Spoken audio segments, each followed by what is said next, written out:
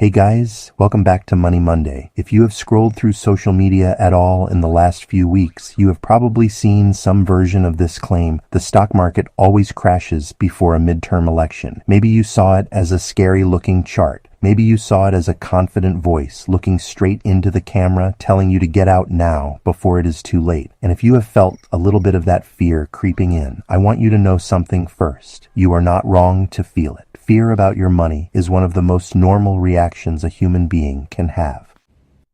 But by the end of this video, I'm going to show you exactly why that always crashes claim does not hold up. And more importantly, I am going to give you a simple framework you can use anytime you come across a scary financial claim online, so you can tell the difference between real risk management and content that is just designed to scare you into clicking. So let's start with the claim itself. Is it true that the stock market always crashes before a midterm election? No, it is not. If you actually go back and look at market history across midterm cycles over the last several decades, what you find is not a pattern of crashes. What you find is a mix. Some midterm years saw the market climb steadily into the election. Some saw it drop and then recover. Some were choppy and basically flat by the time votes were cast. There's no consistent crash pattern here at all. And that matters, because when someone tells you this always happens, what they are really doing is taking one or two scary examples out of a much longer history and presenting them as the whole story.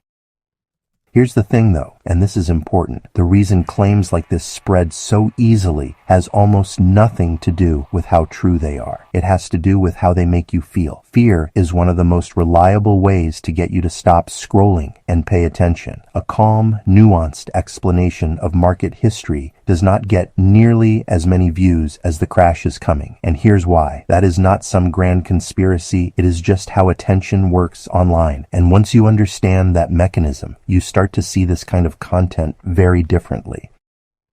Now here's something I want you to pay close attention to, because there is one dead giveaway that tells you a piece of financial content is more interested in scaring you than informing you. And I'm going to show you exactly what it is in just a minute. So stick with me, because this is the part that is actually going to change how you consume financial content, not just today, but going forward. Alright, so let's get into the framework I use every single time I come across financial advice or news that sounds a little too dramatic. It's built around 3 simple questions, and honestly, once you start using this, you'll be able to spot hype from a mile away. So let's break it down step by step. So here is the framework. Anytime you see a scary financial claim, whether it is about an election, a recession, a currency collapse, whatever the topic is, ask yourself 3 questions. First, does this claim point you to something specific and verifiable, or is it just a vibe? Real analysis points you toward actual data. You could go check yourself if you wanted to. Fear bait usually just asserts something with total confidence and moves on before you can ask a follow-up question. Okay, so second, does the person acknowledge uncertainty anywhere at all? I mean, nobody, and I really mean nobody, actually knows what the market is going to do over the next 4 months. Anyone who tells you they do is either lying to you or, honestly, lying to themselves. Real financial education says here is what has historically tended to happen, and here is what we genuinely do not know. But, fear bait tends to skip that second part entirely.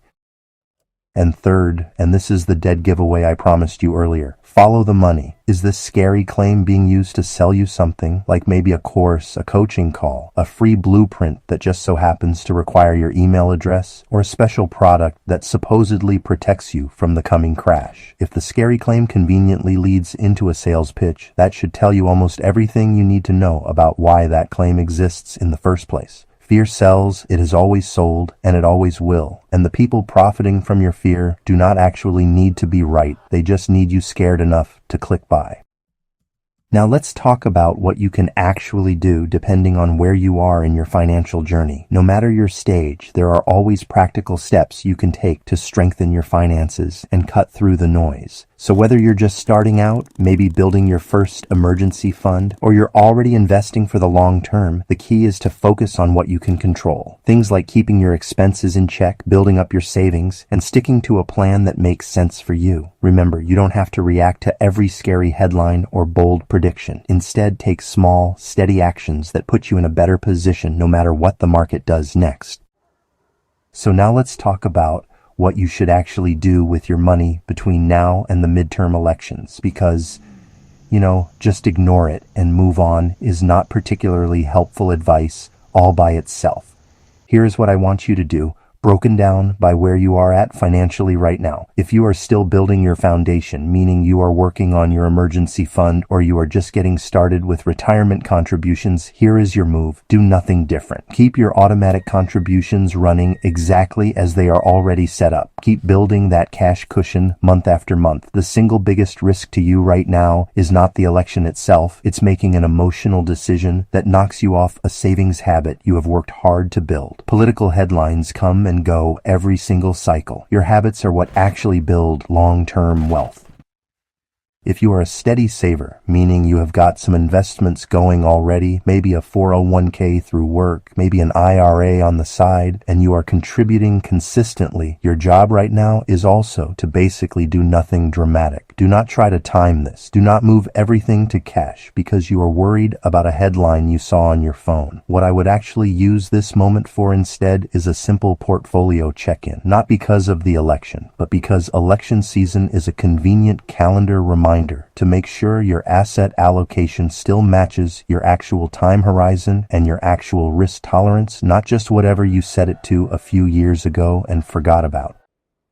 And if you are further along, meaning you have got meaningful assets built up and maybe a more complex financial picture overall, this is less about the portfolio itself and more about your decision-making process. If you do not already have something written down, a simple set of personal rules for how and when you make investment decisions, this is a genuinely great time to create one. Because the real goal here is that when the next scary headline shows up, whatever it happens to be about, you are making decisions based on a plan you built while you were calm, not based on a feeling you had while you were scared.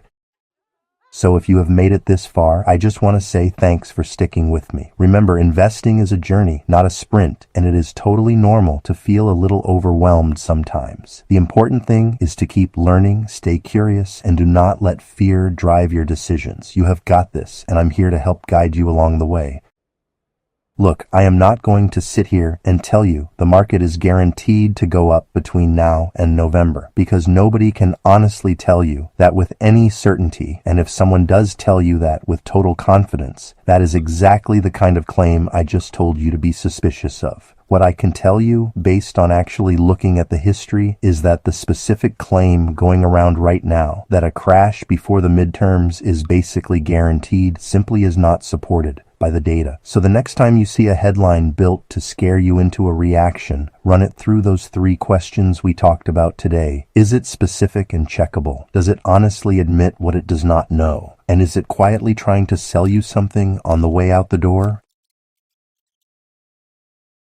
If you found this helpful, do me a favor and hit that subscribe button, because every single Monday I am breaking down what is actually happening with your money without the fear mongering and without the sales pitch attached to it, just the facts and what they actually mean for your household. Until next time, I've been Kevin with Money Tree and Me, providing better security and ensuring better lives.